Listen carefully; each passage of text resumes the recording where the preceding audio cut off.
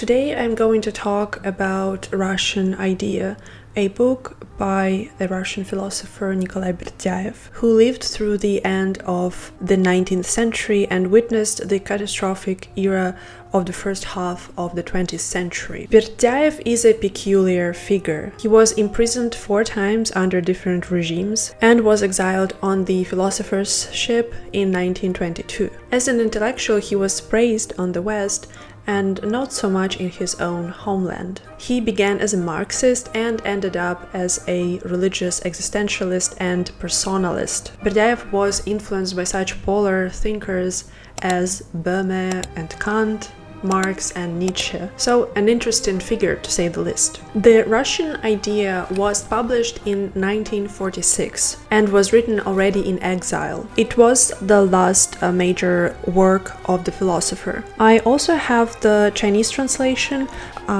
which I will use for Chinese subtitles when quoting the book. And I'm glad that I picked up the Chinese translation because I learned something new from the preface written by the translator Zhang Baichuan Lao Shi. It turns out that the term Russian Idea was actually coined by Dostoevsky in 1860 in one of his papers for the Время journal. So the Russian Idea for Dostoevsky means the spiritual path of a nation, a moral and ideological guideline derived from the spirit of the people. And in his Russian Idea, Berdyaev continues to reflect on this topic.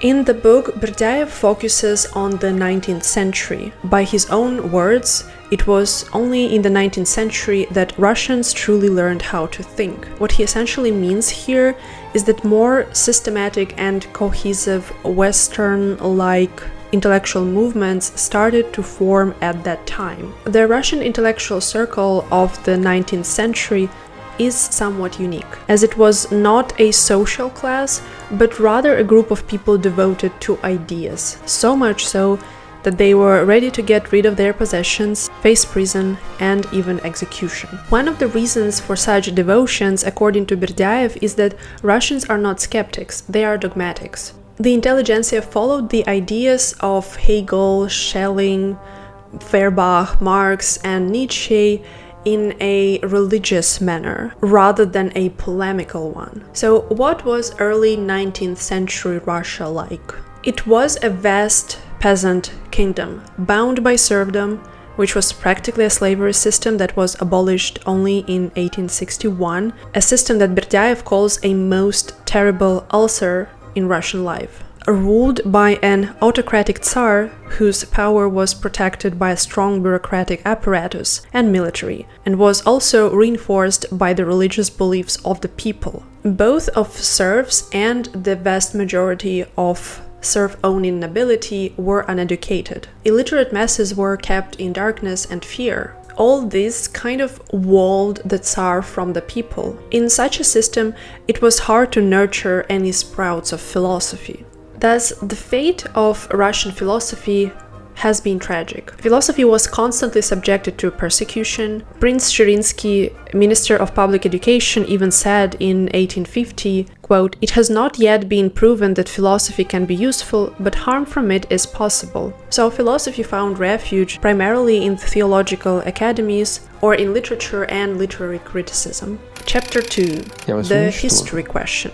In the second chapter, Berdyaev talks about 1830s and 40s. This was a period of intense intellectual life, when the major discussion began, the traces of which we can see up to this day, namely the formation of 2 currents of socio-political thought, the Slavophiles and the Westernizers. These were movements that reflected on the significance of Peter the Great's reforms, which in the early 18th century westernized many aspects of life in Russia. For example, the administrative apparatus changed, the role of boyars diminished, who were members of this advisory legislative body. The army was reorganized, the navy was created, courts changed, and so on. But also, there were major cultural shifts, even on the surface levels, such as clothing and the prohibition of beards. These reforms were hectic and, in a lot of ways,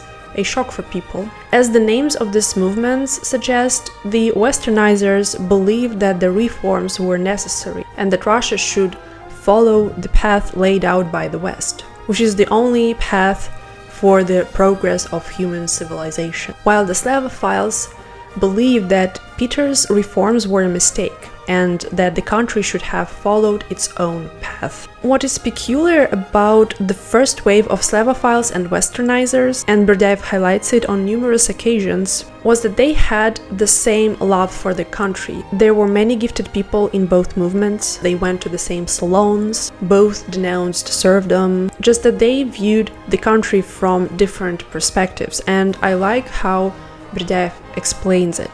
Quote, "Both sides loved Russia. The Slavophiles loved her as a mother, the Westernizers as a child." However, as time progressed, these groups would change. Slavophiles would slip into vulgar nationalism and Westernizers into delusional idealism. Simultaneously, with the birth of Slavophiles and Westernizers in the 30s, 40s, we see another split. Two tendencies: a more aesthetic preoccupation with German idealism and romanticism, and a more revolutionary and socially oriented movement. The first movement will result in the 19th century and early 20th century so-called philosophy of the Silver Age.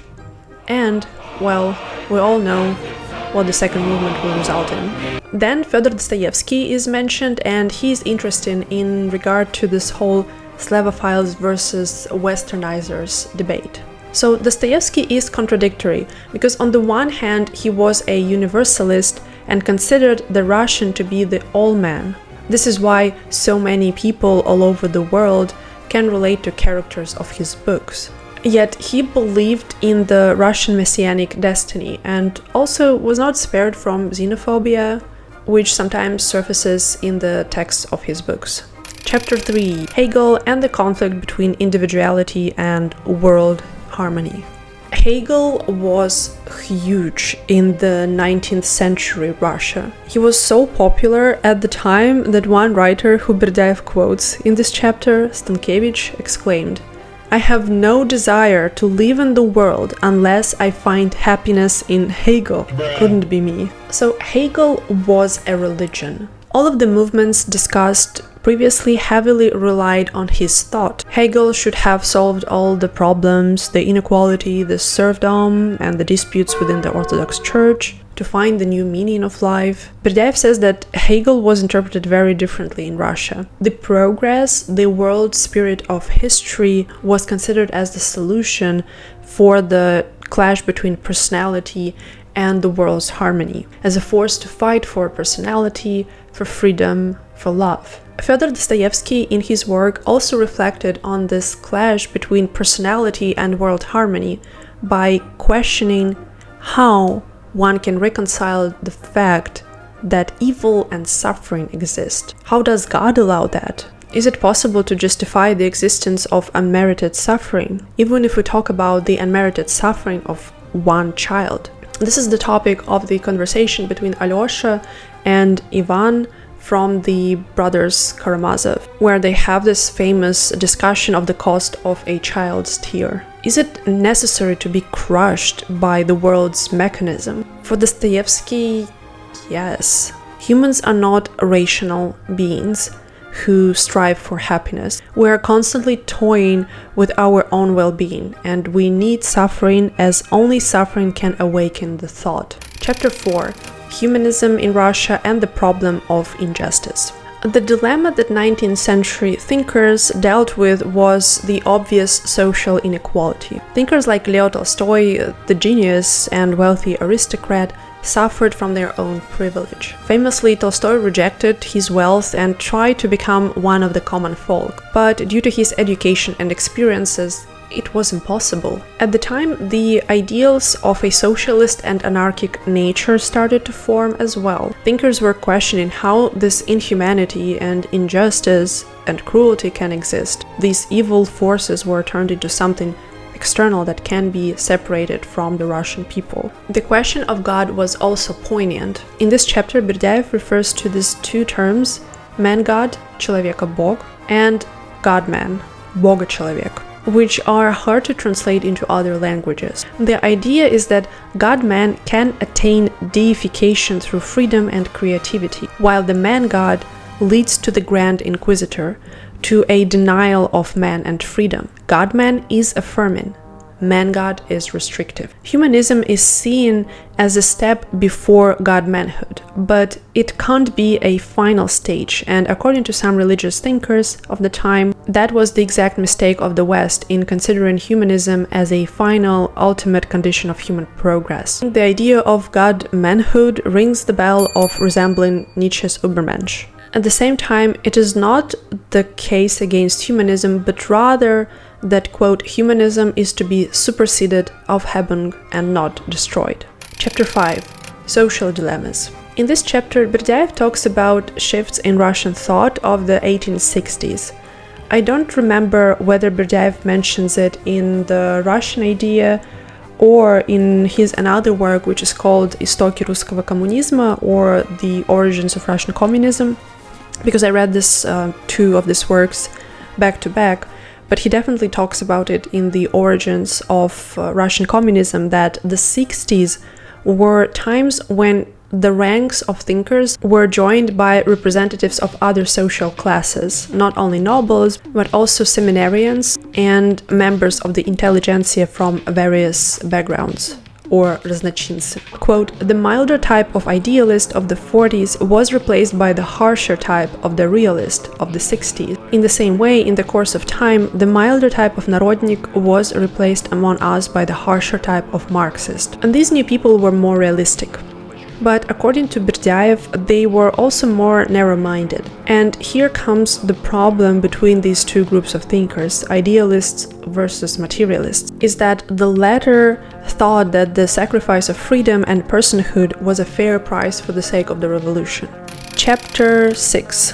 Culture and Civilization, Nihilism. In here, Berdyaev again refers to the fact that themes that would be explored by Spengler in his The Decline of Europe were already made by Russian thinkers of the time. Mainly, there was a clear demarcation line between culture and civilization, where thinkers would attack civilization even if they remained supporters of culture. At the same time, there was a lot of criticism towards the privileges, luxuries, aesthetics of a small circle of cultured people. A certain type of nihilist was born, a nihilist who popularized material philosophy, rejected idealism, high culture, but they also worshipped science. To imagine this type of man, one can just think of the character Ivan Karamazov from Dostoevsky's The Brothers Karamazov. At the same time, idealists also understood that the culture they had access to as privileged classes was made possible due to inequality. And this burdened thinkers as well. One can think of, yet again, Leo Tolstoy and his late life. Chapter 7.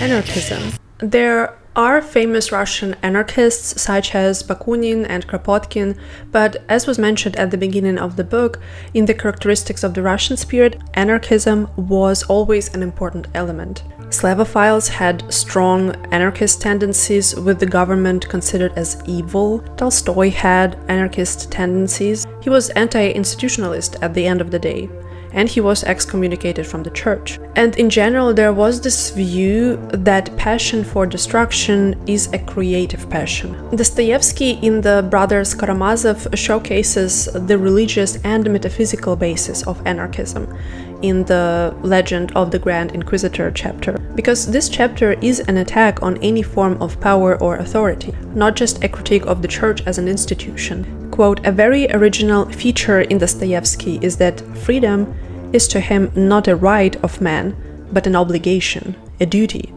Freedom is not ease, it is a burden. So anarchism in Russian thought takes on a spiritual rather than a political character. Chapter 8. Religious themes, erotics, the concept of Sophia.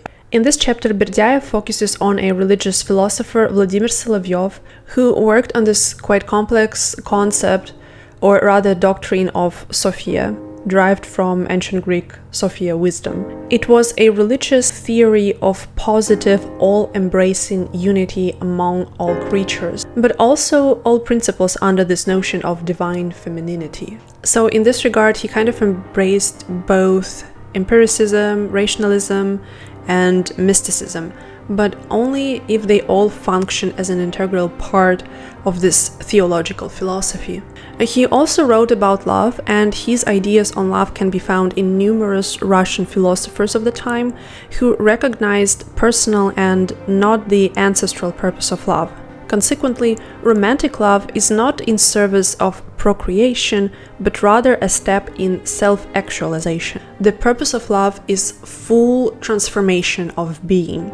Yet again, in this chapter, Berdyaev circles back to Dostoevsky's The Grand Inquisitor chapter, this time with the focus on Dostoevsky's reflection on freedom, happiness, and love. The Great Inquisitor is a parable told by Ivan to his brother Alyosha about the unexpected return of Christ during the Inquisition. Christ desires the free love of humans, but most humans are burdened by freedom. In the thought of the Grand Inquisitor, it is possible to give people paradise, but only in exchange for their freedom. Christ is presented in this legend as a forgotten figure. He overestimated humans. Humans have weaknesses. They are deeply flawed and barely keep it all together. How on earth would they have high moral grounds? So when Christ came, the Inquisitor tells him that they don't need him, the Christ, but the abstract legendary him. That millions of people will be happy under the rule of a few hundred who actually know the truth, who tell them what is true or false, good or evil, who to love and who to hate. At the end, the Inquisitor told Christ that tomorrow the obedient masses will put him on fire at his first gesture. Christ believed a bit too much in humans and their spirits, while the figure of the Inquisitor represents the disbelief in man. Berdyaev points out that this legend shows that Dostoevsky's dream was for people to be able to take their own responsibility without the need for the Grand Inquisitor. And then people, nations, can finally start to live like brothers.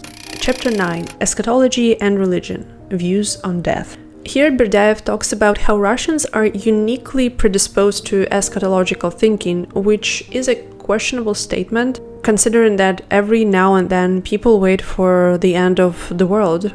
Recently some Americans were waiting for yet another rapture, from what I remember seeing on social media. But then he talks about how eschatology, or the view on the end of the world, is intertwined with the understanding of death. Thinkers like aforementioned Vladimir Solovyov or Nikolai Fyodorov and Vasily Rozanov had some profound ideas about death and the interrelation between birth, death, and love. Love is the victory over death that gives one an eternal individual life. Rozanov's philosophy, especially his erotics, celebrates love over death. And what distinguishes him from other thinkers of that milieu was that he didn't turn away from the carnal aspects of love, too.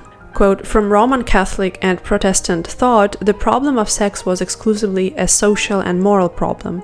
It was not a metaphysical and cosmic problem, as it was to Russian thought." Berdyaev also points out here the influence of Nietzsche and his Apollonian Dionysian aesthetics, the two opposing forces, orderliness and frenziness, that mutually interact and are necessary to create art and to guide one's life as an art. Though from reading all these mystics and philosophers of Silver Age who followed Nietzsche, I can tell that they preferred Dionysian. Nietzsche was interpreted as a religious thinker and as a prophet. In the last chapter, Berdyaev talks about the fact that this split in Russian thought between more materialist, positivist ideas and a mysticism, metaphysics, religious thought, and aesthetics became more and more obvious as the 19th century was coming to an end. There was a gap between the interest of the highest cultural stratum in the cultural renaissance, art, Nietzsche, and the interest of the revolutionary social movements among the people and the left-wing intelligentsia, which had not yet undergone an intellectual and spiritual crisis. So at the beginning of the 20th century, the two movements were formed, Russian Marxism and the Silver Age philosophy. The former were completely uninterested in the subjects discussed in mystical evenings or Dionysian parties and thoughts on the cultural renaissance of the latter. In 1917, when the adepts of the revolution had won, these thinkers of Silver Age philosophy were deemed as enemies and their ideas as dangerous, decadent, and bourgeois. They were persecuted, executed, and the lucky ones were exiled. Berdyaev himself was exiled on an infamous 1922 philosopher's ship. Berdyaev writes that both sides of the intellectual elites were to blame. The mystic idealists for their obfuscation of social problems in favor of an aestheticized search for the sublime, while revolutionaries were to blame for their backwardness and crudeness. Yes, they were revolutionaries, but they were completely indifferent to new cutting-edge movements in both Russia and abroad. What I also like about Berdyaev is that in this work, he connects the revolutionary movement with Nietzsche's concept of ressentiment, while also admitting that revolution, this radical change, was inevitable. For instance, orthodoxy was also guilty for fostering the injustices of serfdom. And even after the abolition of serfdom, the aftermath was catastrophic. So it comes as no surprise that the new ideology will fill this gap. In the West, this book was literally sold like hotcakes. For many Western intellectuals, this book was the entry to other Russian thinkers and a kind of doorway into the mysterious Russian soul. However, the Russian émigré community, for the most part, did not accept this book. Angry rebuttals and accusations of subjectivism were endless. Of course, Berdyaev was not unbiased, and also this work was a product of its own time. Plus, not all of Berdyaev's prophecies came true even during his own lifetime. For instance, in another book, Mutные лики, or Murky Images, he wrote that he predicts that, quote, after the World War, the opposition of East and West will lose its significance. Russia will finally enter into the inner cycle of European life and will reveal to Europe its great spiritual potentials. It never happened. It never happened. This one was invented by a writer. Not this time. It never happened. And despite all that, I think that there are plenty accurate observations in this book, and it is a good introduction to the history of Russian thought.